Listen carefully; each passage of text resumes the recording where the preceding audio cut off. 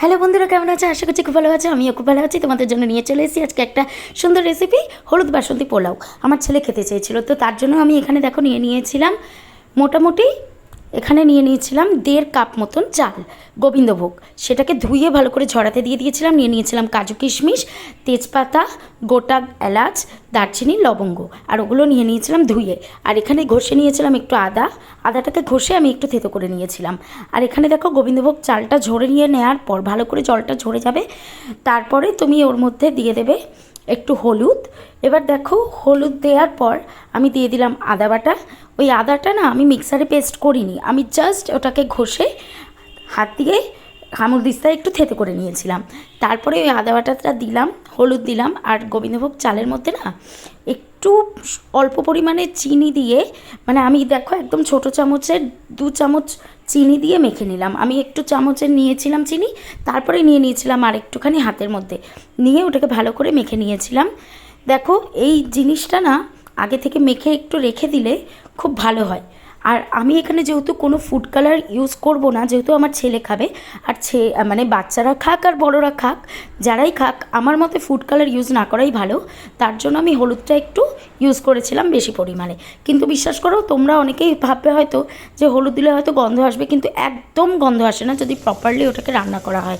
এবার দেখো আমি এখানে এই হাঁড়িটায় আজকে রান্না করব, তো তার জন্য নিয়ে নিয়েছিলাম এখানে এই হাঁড়িটা গরম করে তার মধ্যে দিয়ে দিয়েছিলাম একটু রিফাইন তেল আর একদম অল্প পরিমাণে ঘি দিয়ে আমি কাজু কিশমিশটাকে ভালো করে ভেজে নিয়েছি। ভেজে দেখো আমি বাটিতে ওটা তুলে রেখেছিলাম।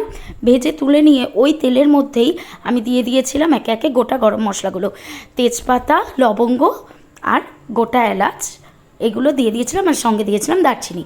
এবার দেখো ওটাকে ভালোভাবে নেড়ে চেড়ে নিতে হবে যতক্ষণ না পর্যন্ত ওটা থেকে না ভালো একটা ফ্লেভার বেরোচ্ছে, ততক্ষণ পর্যন্ত ওই ফোড়নটা, যে কোনো ধরনের ফোড়ন না তেলের মধ্যে দিয়ে ভালো করে নেড়ে চেড়ে নিতে হয়, ফ্লেমটা কমিয়ে, যাতে ওটার যে ফ্লেভারটা ফোড়নের সেটা বেরিয়ে আসে। তারপরে আমি দিয়ে দিয়েছিলাম ওই মেখে রাখা গোবিন্দভোগ চালটা। এখানে কিন্তু আমি বারবার বলে দিলাম, এখানে আমি 1.5 কাপ মতন চাল নিয়ে নিয়েছিলাম, আর কোন কাপে নিয়েছিলাম সেটা তোমরা দেখতেই পাবে। তো তোমরা না যে পরিমাণ কাপ, মানে যেই কাপে তোমরা চালটা নেবে সেই পরিমাণ কাপেরই ডাবল জল নেবে এই পোলাওটা রান্না করার জন্য, তাহলেই পোলাওটা একদম পারফেক্ট ঝরঝরে তৈরি হবে। আমি এখানে দেখো এই চালটা নেড়েচেড়ে নেওয়ার পর আমি দিয়ে দিয়েছিলাম একটা বড় তাল মিছরি বা এমনি মিছরির যে ডালা, সেটা। আমি এই মিছরির ডালাটা কেন দিলাম, কারণ এটা আমি যেহেতু ছেলের জন্য করছিলাম, তাই চিনির বদলে আমি মিছরিটা ইউজ করলাম। তোমরা চাইলে চিনিও ইউজ করতে পারো। আমি যেহেতু চিনিটা অ্যাভয়েড করি তাই মিছরি দিলাম। তারপরে দিয়ে দিলাম একটু নুন, দিয়ে ওটাকে আবার ভালোভাবে নেড়েচেড়ে নিলাম। তো বন্ধুরা, তোমরা আমাকে কমেন্ট করে কিন্তু জানিও এই পোলাওটা খেতে তোমাদের কার কার ভালো লাগে। আমার শুধু ছেলে নয়, আমি কিন্তু নিজেও স্পেশালি ভীষণ ভালোবাসি এই পোলাওটা খেতে। আর আমার মনে হয় হলুদ বাসন্তী পোলাও ভালোবাসে না এরকম মানুষ খুব কমই আছে। যাই হোক, এই পোলাও দিয়ে কিন্তু চিকেন কষা দারুণ লাগে, যদিও আজকে আমি সেটা করিনি। তো এর মধ্যে দেখো আমি দিয়ে দিলাম একটু কিশমিশ আর কাজুটা, যেটা ভেজে তুলে রেখেছিলাম ওটাকে আমি এর মধ্যে মিশিয়ে দিলাম। আর ওটা না ভেজে তুলে রাখতে হবে, নয়তো কিশমিশ কাজুটা না পুড়ে যেতে পারে।